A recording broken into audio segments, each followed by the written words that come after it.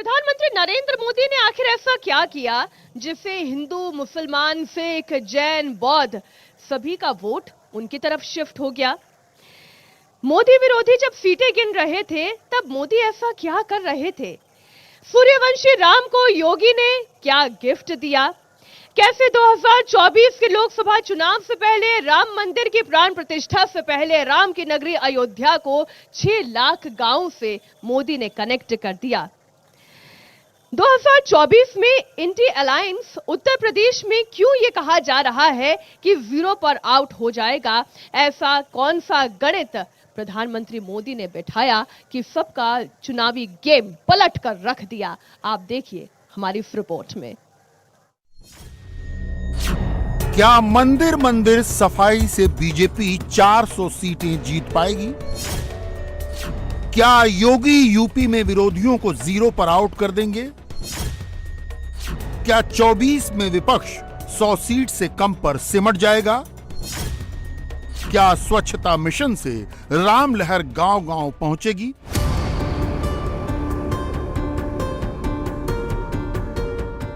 अयोध्या के लता मंगेशकर चौक से आई ये तस्वीरें 24 के लिए बहुत बड़ा संदेश लेकर आई हैं।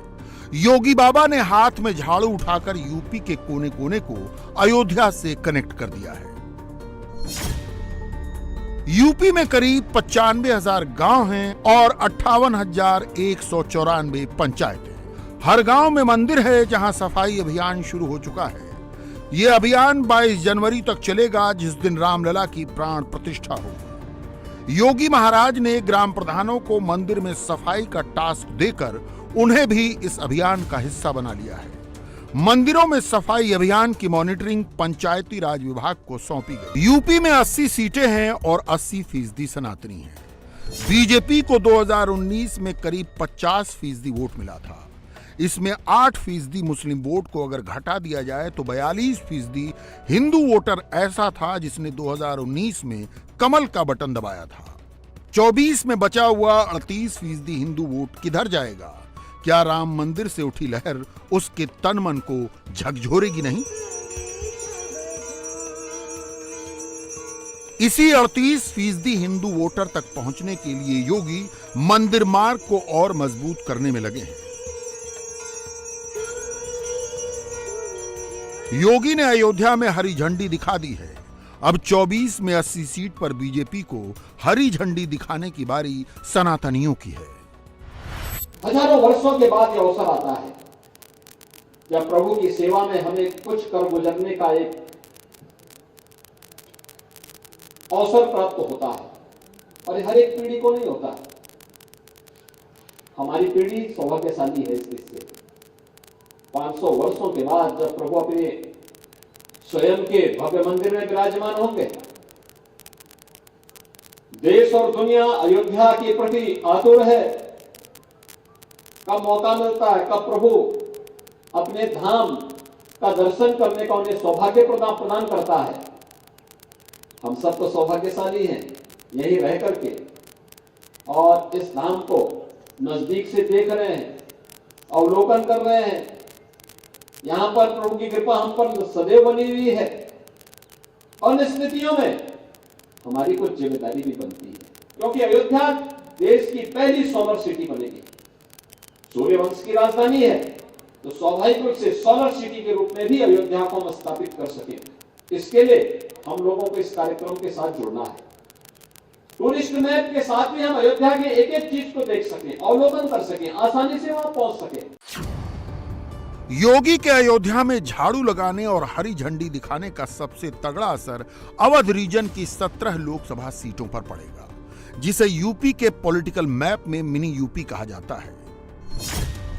इनमें खीरी, धौरहरा, बहराइच, सीतापुर, हरदोई, मिश्रिख, बाराबंकी, कैसरगंज, श्रावस्ती, गोंडा, फैजाबाद, अंबेडकर नगर, सुल्तानपुर, अमेठी, रायबरेली, मोहनलालगंज और लखनऊ शामिल हैं। 2014 में अवध रीजन की 13 सीटें बीजेपी ने जीती थीं। 4 सीटें अमेठी, रायबरेली, अंबेडकर नगर और श्रावस्ती हारी थी, जबकि 2019 में बीजेपी ने अवध रीजन की 17 सीट में से 14 सीट जीती थी, जबकि श्रावस्ती, अंबेडकर नगर और रायबरेली में उसे हार का सामना करना पड़ा था। 2024 की राम लहर में बीजेपी अवध रीजन में सभी सीटें जीतकर नया रिकॉर्ड बनाना चाहती है। इसके लिए उसे गांधी परिवार के गढ़ रायबरेली और बीएसपी की मजबूत सीटें श्रावस्ती और अंबेडकर नगर जीतनी होंगी। अवध रीजन का जो जातिगत समीकरण है वो राम लहर में योगी की मुराद इस इलाके में पूरी कर सकता है। ब्राह्मण 12%, ठाकुर 7%, बनिया 5%, ओबीसी 43%, यादव 7% और कुर्मी 7%। अवध में अखिलेश, राहुल और मायावती तभी कुछ असर दिखा सकते हैं जब जात पात पर वोट पड़े, लेकिन इनके पास 24 में ऐसा कोई मुद्दा नहीं जिससे ओबीसी और दलित जातियों को पोलराइज कर सके। जबकि बीजेपी के पास राम मंदिर का वेग है।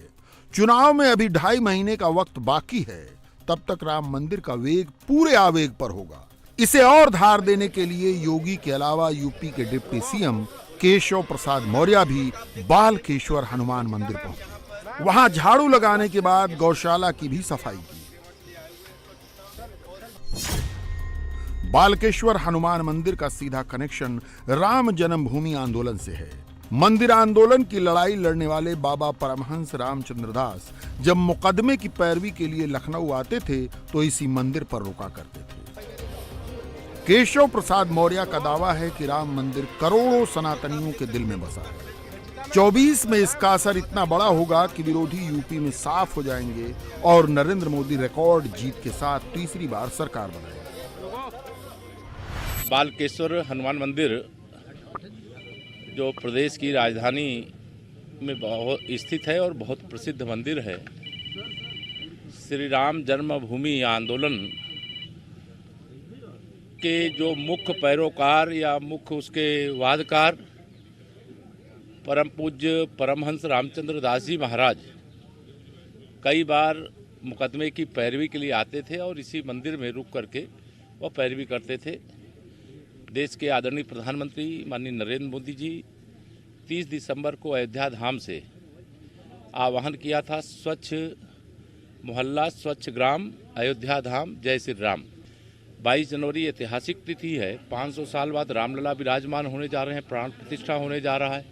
यह भी एक बहुत गौरवशाली क्षण है और स्वच्छता को प्राथमिकता प्रदान करने के लिए माननीय प्रधानमंत्री जी ने जिस प्रकार से देश का आह्वान किया है, मैं भी एक राम भक्त के नाते, एक कार्यकर्ता के नाते, एक नागरिक के नाते आज स्वच्छता के इस कार्यक्रम का हिस्सा बना हूँ। इंडी गठबंधन कोई यहाँ गिरा कोई वहाँ गिरा।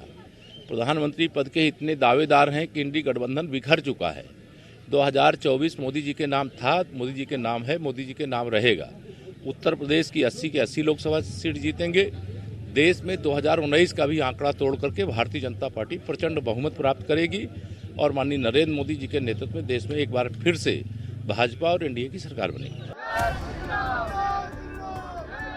मंदिर मंदिर सफाई की मुहिम में ब्रजेश पाठक लखनऊ के हजरतगंज इलाके के मशहूर पंचमुखी हनुमान मंदिर पहुंचे। वहां उन्होंने पोछा लगाया और मंदिर के पास गलियों में भी सफाई की। अयोध्या और लखनऊ से निकला सफाई का संदेश पूरे यूपी तक पहुंचता है। जब राज्य के सीएम और डिप्टी सीएम इस अभियान से जुड़ते हैं तो पार्षद से लेकर पन्ना प्रमुख तक खुद ब खुद जुड़ जाते हैं। इससे बीजेपी का राम मंदिर वाला मैसेज अयोध्या के बॉर्डर पर बसे आखिरी गांव तक आसानी से पहुंच जाता है। जबकि विरोधी अभी सीट शेयरिंग में ही उलझे हुए हैं। अखिलेश, खड़गे, राहुल और मायावती यही नहीं तय कर पाए कि कहां लड़ना है और किसे सहयोगियों के लिए छोड़ना है। जबकि बीजेपी राम मंदिर दिखाकर उन्हें भविष्य की तस्वीर भी पेश कर रही है। प्रभु राम के काज में सभी का स्वागत है और जब हमारे यहाँ कोई खुशी की घड़ी होती है, खुशी का पल होता है, तो हम बिल्कुल भी कोई ऐसा भी टिप्पणी करने से बचेंगे। आप जानते हैं कि भारतीय जनता पार्टी माननीय मोदी जी के नेतृत्व में तीसरी बार प्रचंड बहुमत से सरकार बनाने की तरफ तेजी के साथ आगे बढ़ रही है। माननीय मोदी जी की गरीब कल्याण योजनाओं ने जन जन तक पहुंच बनाई है। बीजेपी का वोट प्रतिशत लगातार बढ़ रहा है और इसी वजह से आप देख रहे हैं कि सभी जाति, धर्म, संप्रदाय और विभिन्न राजनीतिक सामाजिक संगठनों में काम करने वाले जो वरिष्ठ कार्यकर्ता हैं, सभी लोग माननीय मोदी जी के नेतृत्व में काम करने के लिए तैयार हैं।